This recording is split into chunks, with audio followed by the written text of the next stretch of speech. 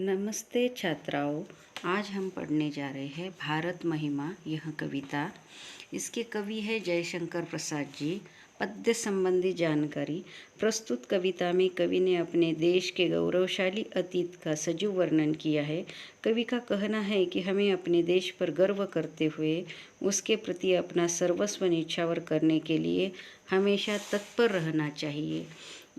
कवि आगे कहते हैं, आगे यानी कविता की लाइनों में पहली दो लाइनों का अर्थ इस तरह से है कि जिस तरह कि हिमालय के आंगन में उसे किरणों का दे उपहार, उषा ने हंस अभिनंदन किया और पहनाया हीरक हार।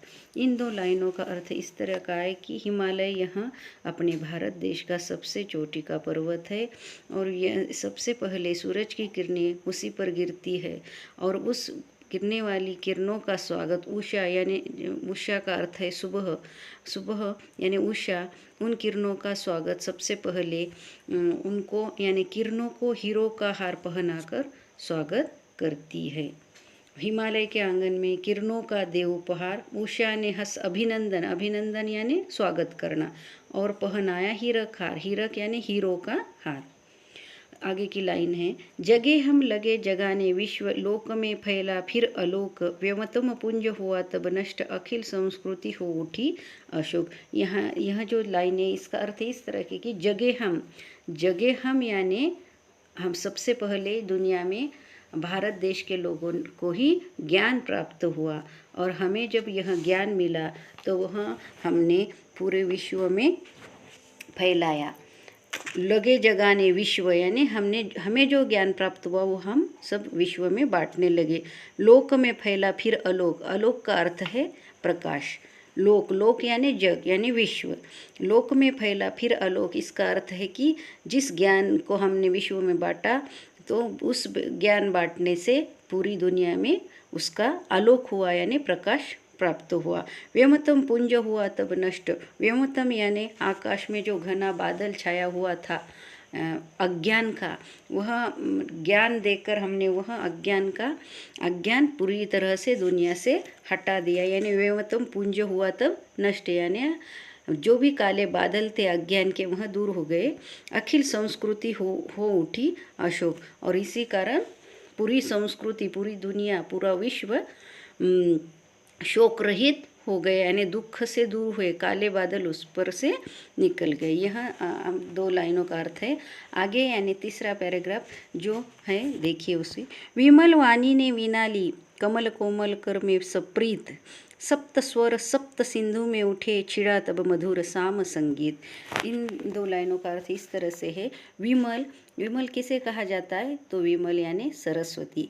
विमल वाणी ने वीणा ली, विमल वाणी यानी सरस्वती के हाथ में क्या वीणा रहती है और इसी कारण कवि कहते हैं विमल वाणी ने अपने हाथ में वीणा ली। आगे है, कमल कोमल कर में सप्रीत, कमल, कमल यानी कमल जैसे, कोमल यानी कोमल, कमल जैसे कोमल, कर यानी हाथ, कमल जैसे कोमल हाथ में सप्रीत यानी प्रेम सहित सरस्वती ने अपने हाथ में वीणा ली। सप्त स्वर, और जब वह बजाई तो उसमें से कितने सुर निकले, सप्त स्वर यानी 7 स्वर, और वह सप्त सिंधु में उठे यानी सप्त सिंधु यानी 7 नदियों में उसकी झनकार यानी उसकी आवाज़ सुनाई दी। छिड़ा तब मधुर साम संगीत, और इसमें से जो आवाज़ यानी वह जो संगीत निकला उसे साम संगीत कहा जाता है। विमल वाणी ने वीणा ली, कमल कोमल कर, कर यानी हाथ, कर में सप्रीत, सप्त स्वर सप्त सिंधु में उठे, छिड़ा तब मधुर साम संगीत। यह उसका अर्थ है। आगे की लाइन में देखिए, विजय केवल लोहे की नहीं, धर्म की रही धरा पर धूम, भिक्षु होकर रहते सम्राट, दया दिखलाते घर घर घूम। विजय केवल यानी जो भी हमने भारत देश के लोगों ने, जो भी राजाओं ने युद्ध लड़े, वह सिर्फ शस्त्र यानी जो शस्त्र लोहे के होते उसी से नहीं, तो जो हमारे ऊपर हमारे धर्म ने जो संस्कार किए हैं, दया क्षमा शांति, और इन सब का पालन करते हुए हमने युद्ध लड़े। भिक्षु होकर, इतना ही नहीं तो हमारे जो सम्राट है वह सम्राट होते हुए भी लोगों को ज्ञान बांटने के लिए उन्होंने वे भिक्षु हो गए और घर घर जाकर अपना ज्ञान बांटने लगे। उदाहरण के तौर पर गौतम बुद्ध और महावीर जैसे थोर पुरुष जिन्होंने अपना ज्ञान यानी राजा होते हुए भी अपना ज्ञान बांटने के लिए वो भिक्षु बने। दया दिखलाते घर घर घूम यानी घर घर जाकर उन्होंने अपना ज्ञान बांटा। यह इन 2 लाइनों का अर्थ है। आगे की 2 लाइनें देखिए। गोरी का दिया दया का दान, चिन्ह को मिली धर्म की दृष्टि, मिला था स्वर्ण भूमि को रत्न, शील की सिंहल को भी सृष्टि। यहाँ गोरी यानी कौन? ये तो घोरी जो मुगल सम्राट था, गोरी, उसको भी हमारे राजाओं ने यानी हमारे ऊपर जो आर्य हम जो संतान यानी आर्य जो राजे थे, महाराजे थे, उन्होंने उस गोरी को भी इतना दया दी यानी उसको युद्ध में पराजित करने के बाद भी उस पर दया दिखाकर उसे उसके राज्य में लौटा दिया। चीन को मिली धर्म की दृष्टि यानी चंद्रगुप्त ने बौद्ध धर्म का प्रसार चीन में जाकर किया और इसीलिए कहा जाता है कि चीन को मिली धर्म की दृष्टि यानी बौद्ध धर्म का प्रसार चंद्रगुप्त ने चीन में जाकर किया। मिला था स्वर्ण भूमि को रत्न यानी स्वर्ण भूमि भी एक राज्य है और इसको भी संघमित्रा और महेंद्र जैसे बच्चों ने वहाँ भी जाकर अपने धर्म का प्रचार और प्रसार किया। शील की सिंहल को भी सृष्टि, यहाँ सिंहल यानी श्रीलंका को कहा गया है और इस श्रीलंका को भी शील यानी 5 तत्व का दान हमारे धर्म ने दिया हुआ है। यहाँ क्षमा, दया, शांति इस तरह की जो भी धर्म की गाथा है वह श्रीलंका को भी हमने बताई हुई है और इसी कारण हमारा धर्म सबसे बड़ा है। आगे की 2 लाइनें देखिए। किसी का हमने छीना नहीं, प्रकृति का रहा पालन यही, हमारी जन्मभूमि थी यही, कहीं से हम आए थे नहीं। हमारे भारत भूमि पर अनेक राजाओं ने, मुगलों ने, अंग्रेज़ों ने खुद की सत्ता प्राप्त की पर हम दूसरे देश में कभी गए नहीं, उन पर सत्ता हमने प्राप्त नहीं की। जिस तरह की किसी का हमने छीना नहीं यानी किसी का हमने लिया नहीं, प्रकृति का रहा पालन यही यानी जो भी हमारे ऊपर संस्कार थे उनका हमने पालन किया है। हमारी जन्मभूमि थी यही यानी हमारी जो भी हमने जन्म लिया है वह भारत भूमि ही है, कहीं से हम आए थे नहीं यानी हम दूसरे देश की ओर अपनी आग भी उठाए नहीं गए, जो भी आए वह हमारे देश में ही आए। इस तरह का इसका अर्थ है। आगे की 2 लाइनें देखिए। चरित थे पूत, भुजा में शक्ति, नम्रता रही सदा संपन्न, हृदय के गौरव में था गर्व, किसी को देख न सके विपन्न। हमारा जो चरित यानी चरित्र, पूत यानी पवित्र यानी हमारा चरित्र पवित्र है क्योंकि हमने किसी को भी किसी तरह की यातनाएं नहीं दी और इसी कारण चरित्र हमारा पवित्र है। भुजा में है शक्ति, क्यों पवित्र है? तो हम हमारी शक्ति के ऊपर पूरा ध्यान रखते हैं यानी भुजा में हमारी शक्ति है, किसी भी संकट का सामना हम कर सकते हैं। नम्रता रही सदा संपन्न, हमारा जो स्वभाव है वह नम्र है, किसी को भी यातनाएं हम दे नहीं सकते। हृदय के गौरव में था गर्व और इसी कारण हमें हमारे ऊपर हमारे भारत भूमि पर हमें गर्व है।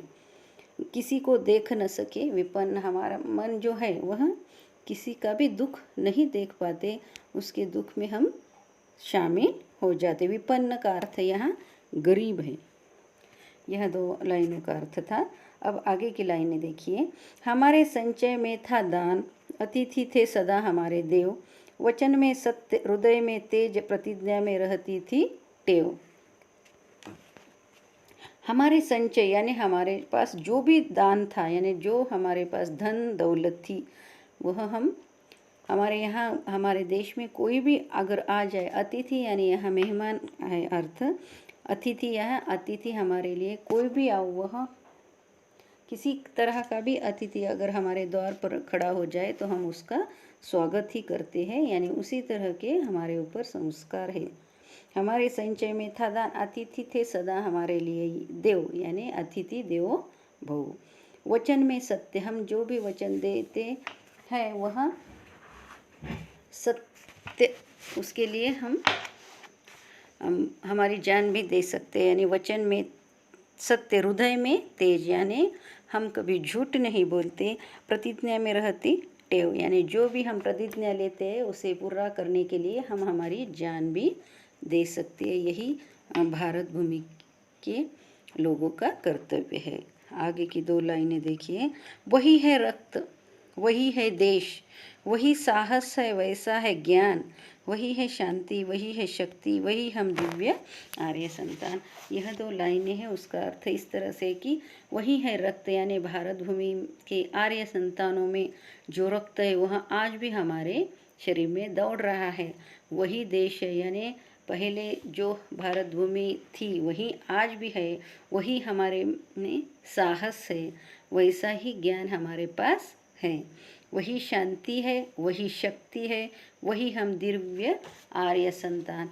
आज भी अगर हमारे ऊपर कोई संकट आ जाए तो उसका मुकाबला करने के लिए उसी तरह से हम हमारे देश के ऊपर जान न्यौछावर कर सकते हैं। और इसी कारण जो भी उसके लिए चाहिए वह सब हमारे पास है।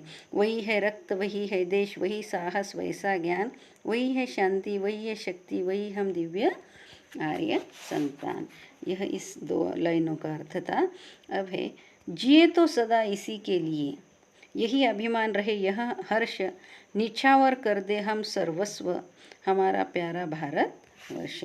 जिए तो यानी जब तक हमारा जीवन चलता है तब तक हम हमारे देश के लिए ही जिएंगे।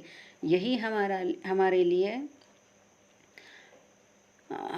यही हमारा अभिमान है और यही हमारे लिए हर्ष है।